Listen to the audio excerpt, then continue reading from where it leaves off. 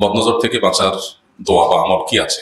বদনজর সত্য, এ বিষয়ে আমাদের পরিষ্কার ধারণা থাকতে হবে। অনেক ইমানদার, অনেক মুসলমানরা এই বিষয়ে ধোঁয়াশার মধ্যে থাকেন। তারা মনে করেন যে এটা বোধহয় কুসংস্কারের জন্য বিশ্বাস। মূলত নবী করিম সাল্লাল্লাহু আলাইহি ওয়াসাল্লাম বলেছেন, বদনজরের মাধ্যমে মানুষ ক্ষতিগ্রস্ত হয়, এমনকি মানুষ ছাড়াও অন্যান্য আল্লাহর যে নিয়ামতগুলো আছে সেই নিয়ামতগুলো অনেক সময় নষ্ট হয় অথবা দূরীভূত হয়ে যায়। অর্থাৎ বদনজরের প্রভাব, নেগেটিভ প্রভাব আছে, এটি সত্য। এখন মানুষ বদনজরের যে কুপ্রভাব বা এর ফলে যে মানুষ বা অন্য কোনো বস্তু ব্যক্তি ক্ষতিগ্রস্ত হতে পারে, এই বিষয়গুলো অনেক সময় দেখে না বা খোলা চোখে দেখা যায় না। সেজন্য আমরা অনেকে সন্দেহ করি যে বদনজর টজর এগুলো বোধ হয় কুসংস্কারের জন্য বিষয়। মূলত এই সম্পর্কিত হাদিসগুলোর দিকে তাকালে আমাদের বেশ সতর্ক থাকতে হয়। একটি রেওয়ায়েত রয়েছে যে মানুষের হিংসাত্মক চাহনি বা বদনজর এটা এত জঘন্য এবং এটার কুপ্রভাব এত বেশি যে উটকে পাতিল পর্যন্ত এবং মানুষকে কবর পর্যন্ত অনেক সময় পৌঁছে দেয়। এত ভয়াবহ কুপ্রভাবের আছে। এই জন্য বদনজরের বিষয়ে আমাদের ধারণা পরিষ্কার হতে হবে যে বদনজরের মাধ্যমে মানুষ ক্ষতিগ্রস্ত হতে পারে।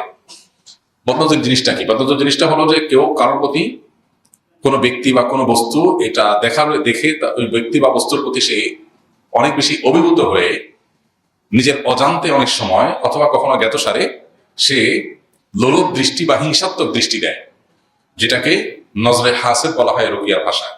অর্থাৎ হিংসাত্মক চাহনি, যেটা দেখে সে অনেক বেশি অভিভূত হয়েছে।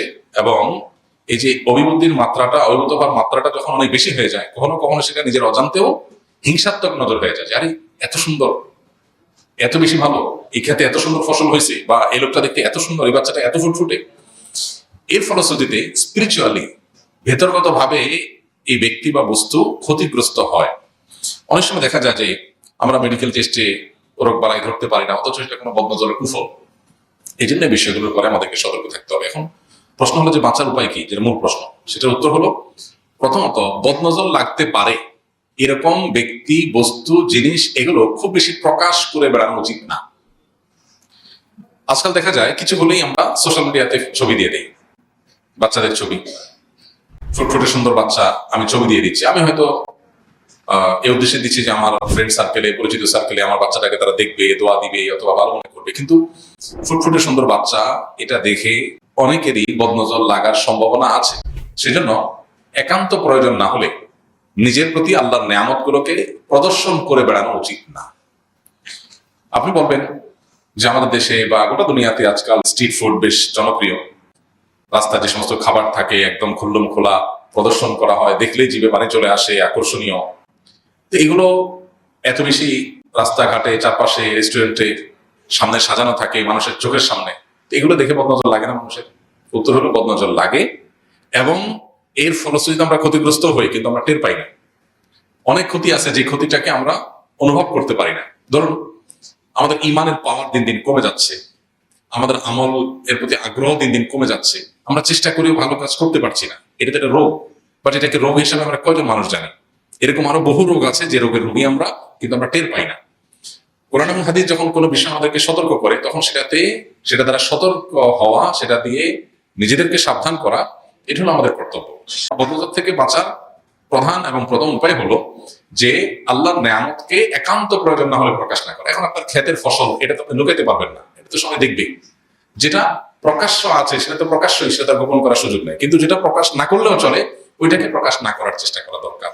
কয়েকটা প্রক্রিয়া বা কয়েকটা আমল আছে। নাম্বার 1, সকাল সন্ধ্যা নিয়মিত রক্ষা কবচ দোয়াগুলো পড়া। বিসমিল্লাহির রহমানির রহিম, 3 কুল, সূরা ইখলাস, সূরা ফালাক, সূরা নাস, 3 বার সকালে, 3 বার সন্ধ্যায়, হাসবিয়াল্লাহু লা ইলাহা ইল্লা হুয়া আলাইহি তাওয়াক্কালতু ওয়া রাব্বুল আরশিল আযীম, সূরা তাওবা শেষ আয়াত, এটা 7 বার সকালে, 7 বার সন্ধ্যায়। এইভাবে রক্ষা কবচ আমলগুলো যদি আমরা নিয়মিত করতে পারি, ইনশাআল্লাহ বিইذনিল্লাহ এই জাতীয় বিষয়গুলো আমাদেরকে ক্ষতি করতে পারবে না। তখন একটা সেফটি আমরা নিয়ে নিলাম, টিকার মতো।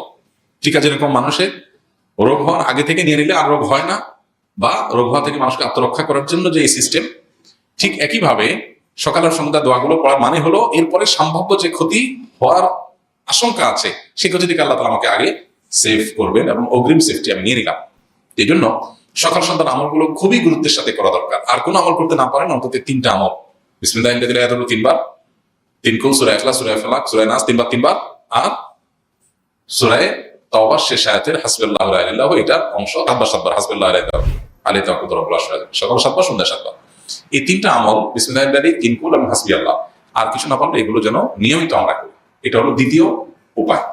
নাম্বার 3, বদনজর লাগতে পারে এরকম বিষয় কেউ দেখার পর তার নিজের অজান্তে যেন বদনজর না লেগে যায়, এই জন্য তার ওই জিনিসটার জন্য বরকতের দোয়া করা উচিত। নবী করিম সাল্লাল্লাহু আলাইহি ওয়াসাল্লাম বলেছেন, তোমাদের কেউ যদি এমন কিছু দেখে যেটা দেখে সে অভিভূত হয়ে যায়, মা ইউআজিবুহু, যেটা দেখার পরে সে অনেক বেশি আশ্চর্য হয়ে যাবে, এত সুন্দর এত ভালো, তখন তার অজান্তে ওই জিনিসটার বা ওই ব্যক্তির ক্ষতি হয়ে যেতে পারে তার রাক্ষসী চাহনির কারণে, হিংসাত্মক চাহনির কারণে, যেটা হয়তো ইচ্ছাকৃত সে করবে না, যার কারণে সে গুনাহ হবে না তার, কারণ সে জানেও না। চাহনিটা একটু আপনার অনেক বেশি অভিজ্ঞতা হওয়ার চাহনি হয়েছে, এটা অনেক সময়, সবসময় অনেক সময় এটা নজরে হাসিনের লেভেলে চলে যায়। তো যেহেতু নিজের অজান্তে চলে যাবে, এটা যেহেতু গুনাহ না তার, সে যেন ফালিয়াদউ লাহু বিল বারাকাহ, সে যেন ওই ব্যক্তি বা বস্তুর জন্য বরকতের দোয়া করে, তাহলে আর ক্ষতি হবে না। তাহলে এখন একটা বাচ্চা ফুট করে সুন্দর আপনার সামনে আসলো, আপনি যদি বলেন বারাকাল্লাহু ফীহ, আল্লাহ তাআলা এই বাচ্চাটার মধ্যে বরকত দান করুক, আরো বেশি কল্যাণ দান করুক। আপনি একটা ফসল দেখলেন, একটা ভালো কিছু দেখলেন, দেখে আপনি অভিভূত হলেন, হয়ে যদি আপনি বলেন আল্লাহ তাআলা এর মধ্যে আরো বেশি কল্যাণ দান করুক, তখন আর ওই ব্যক্তি বা বস্তু আর ক্ষতিগ্রস্ত হবে না। এটা হলো তৃতীয় উপায়, এটা আমরা করতে পারি। এখন কথা হলো যে কত মানুষ চাইবে আমি কাকটা কন্ট্রোল করবো, তাহলে কি করতে পারি? এক্ষেত্রে আরবদের একটা আমল দেখা যায়, যেটা হাদিসে কোনো সরাসরি নির্দেশ নাই, তবে এই হাদিসে যে হাদিসে নবী সাল্লাল্লাহু আলাইহি ওয়াসাল্লাম দোয়া করতে বলেছেন, বরকতের দোয়া, কোনো কিছু দেখে অভিভূত হলে, সে হাদিসের উপর আমলের একটা পদ্ধতি বলতে পারে। সেটা হলো, ধরেন কেউ নতুন গাড়ি কিনেছে, নতুন বাড়ি করেছে, বা এমন কিছু আছে যেটা দেখে অন্যদের মানে একেবারে যেটাকে বলে হিংসাত্মক দৃষ্টি পড়তে পারে, বদনজর করতে পারে, তখন বদনজর যেন না পড়ে সেজন্য ওই বস্তুর উপরে তারা মাশাআল্লাহ তাবারাকাল্লাহ এই জাতীয় কিছু লিখে রাখে। এটা মানে হলো এটা দেখে যেন যার নজর পড়বে সে যেন মাথায় আসে, ও নবী সাল্লাল্লাহু আলাইহি ওয়াসাল্লাম যে বরকতের দোয়া করতে বলছেন, তাহলে আর ক্ষতি হবে না, তাহলে সে নিজের এটা দেখার পর নিজের স্মরণ হবে এবং সে বলবে যে আল্লাহ বরকত দান করুন। এই জিনিসটা আরবরা অনেক বেশি করে, যেটা বদনজর হতে পারে সেখানে লিখে রাখে।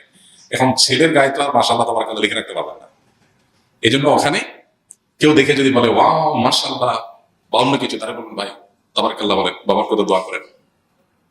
আর যদি বলার মতো না হয় বা কারোর বদনজর লেগে যায়, আপনি ধারণা করছেন বদনজর লেগে গেছে, দেখুন আমরা একটু চোখ কান খুললে কিন্তু দেখবো, বিশেষ করে বাসা বাড়িতে বাচ্চাদের ক্ষেত্রে এই জিনিসটা একেবারে পরিষ্কার দেখা যায়।